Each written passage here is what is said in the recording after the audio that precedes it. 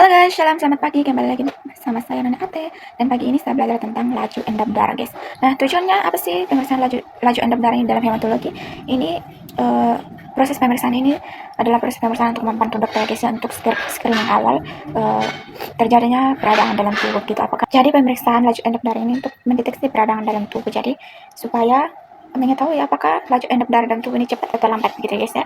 Kalau laju endap darahnya ini cepat berarti ada peradangan dalam tubuh. Itu salah satunya seperti artritis atau lupus. Artritis itu adalah peradangan ya guys ya. Kalau lupus ini adalah kerusakan sel-sel atau jaringan-jaringan yang masih sehat begitu, gangguan-gangguan jaringan yang masih sehat, bisa seperti ruam kulit, pembekakan tangan atau pada wajah, pembekakan wajah atau tangan. Bisa juga kalau gejala lupus itu bisa juga dari nyeri sendi dan otot, bisa ruam kulit, kelelahan, dan demam guys. Itu yang termasuk dalam lupus. Kalau artritis ini adalah peradangan sendi.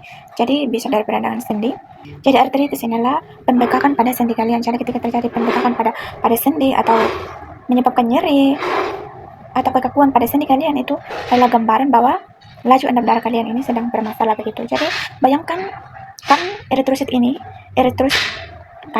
itu dalam tubuh kan seperti bola-bola kecil nih yang lewat atau mengalir dalam tubuh di seluruh tubuh kita. Nah, ketika terjadi suatu peradangan dalam tubuh, maka sel-sel eritrosit ini akan menggumpal begitu, dibantu dengan ikatan dari fibrinogen yang mengikat sel-sel darah merah ini sehingga mereka itu membentuk gumpalan. Nah, dengan membentuk gumpalan otomatis kan mereka berat nih. Terus mereka mengendap nih atau bayangkan itu mereka jalan begitu ya. Jalan terus di atas permukaan air, terus dengan adanya kayu atau batu yang menghalangi perjalanan mereka menumpuk. Nah, ketika mereka menumpuk, mereka menjadi banyak dan mereka mengendap dalam air.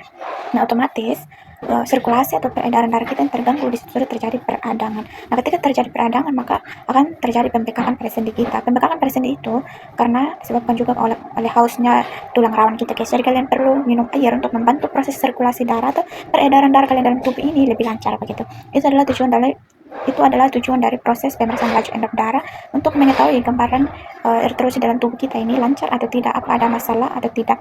Nah, ketika ada masalah, maka laju endap darah itu, pengendapan eritrosit dalam pemeriksaan laju endap darah ini akan lebih cepat. Nah, itu adalah gambaran bahwa terjadi peradangan dalam tubuh, seperti peradangan pada tenggorokan. Itu berarti ada sesuatu yang memalang di dalam tenggorokan kita begitu guys, sehingga sirkulasi udara atau apa yang masuk itu tidak lancar gitu. Itulah tujuan dari pemeriksaan laju endap darah, itu yang saya pelajari hari ini guys. Dan ini adalah penutupan pemeriksaan laju endap darah dalam hematologi 1. Gitu dulu hari ini guys. Besok apa yang saya pelajari, saya akan berbagi lagi untuk kalian pemanasan otak selama libur.